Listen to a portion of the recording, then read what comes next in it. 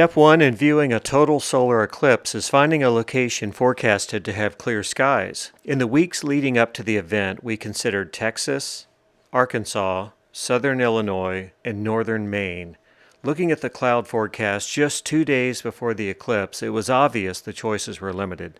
My wife already had plans to be in Arkansas with family, while my brother and I elected to fly to northern Maine, where the best skies were forecasted. Houlton, Maine is a border town right on the border with Canada, and literally 500 feet from the airport where we landed is the customs office for New Brunswick. This video will document our trip to New England for the eclipse chase. I'm the pilot here, and my brother Jeff is the ace astronomer. Amateur astronomy goes way back in our family, and all the credit goes to our late father. For Jeff and me, this will be our 5th total solar eclipse, with several cases involving us traveling thousands of miles.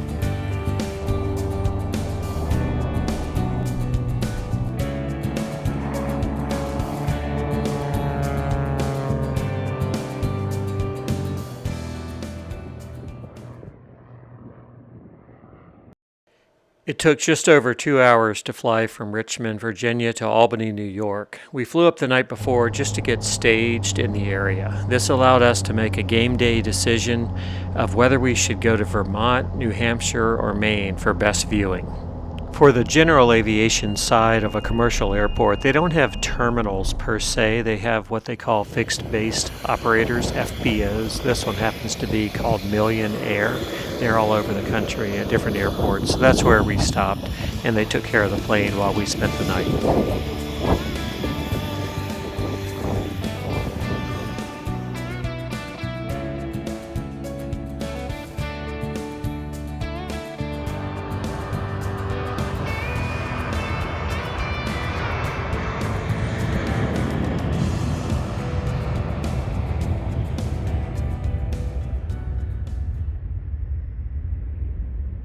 When we woke up Monday morning on Eclipse Day, we looked at weather one last time and decided we'd go to Houlton, Maine. So this is us traveling up to Houlton, and you can tell that they had gotten some snow along the route, and but a beautiful countryside as we flew up.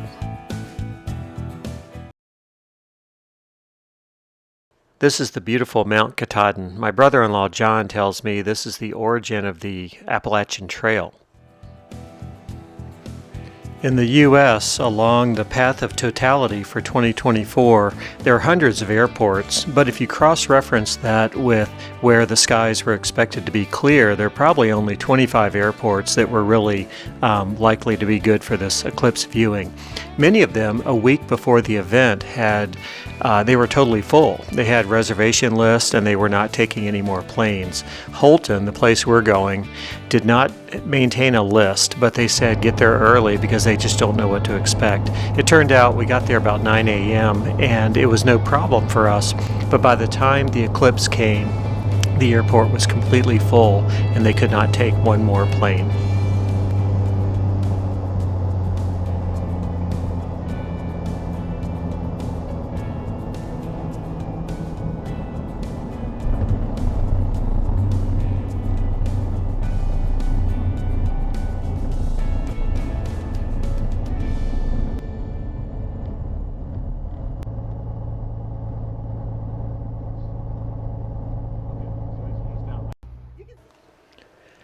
Because we got there early, we had time to ride the shuttle bus, the bus they put together. They have several of them running on 15-minute loops to take eclipse visitors into the town of Houlton. So we rode the bus in and looked around the town before we went back to the airport and set up all of our equipment.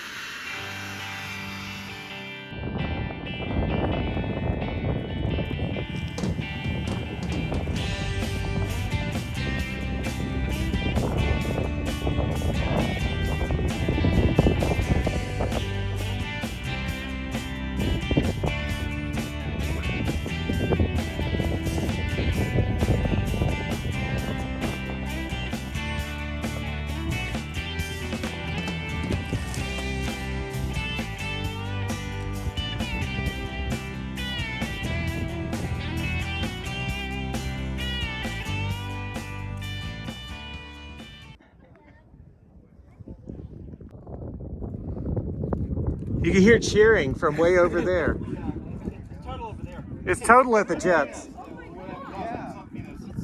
Here it is.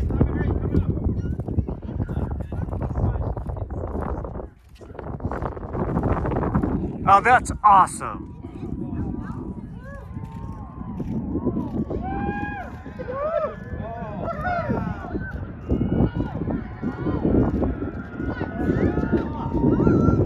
Oh.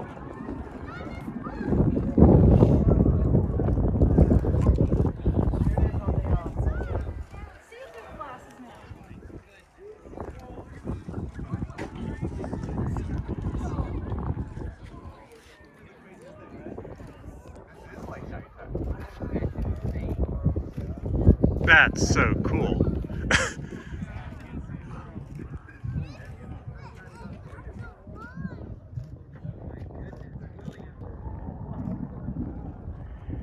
Oh man.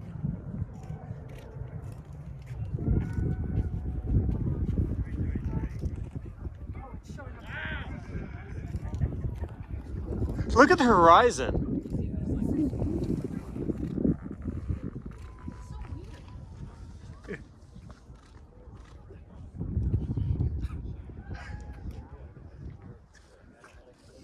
You can say, I just want to see if I can zoom out. Yeah, what does that look like spotlight on it?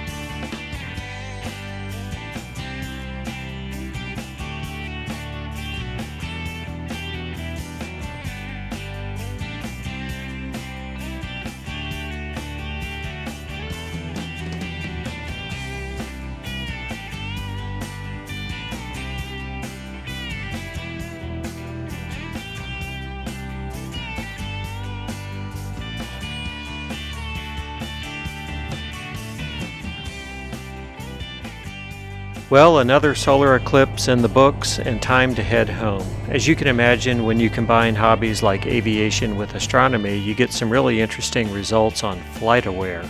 So we traveled home and poured through the data and images we collected, and we feel appreciative that we were able to spend that time together as brothers. I want to thank Jeff for all the expertise he brought to this event. Chasing this eclipse together continued to bring us fond feelings about our father, and as I end, I want to say hear, hear to Jean-Paul Prideaux, a great scientist, husband, son, brother, and father.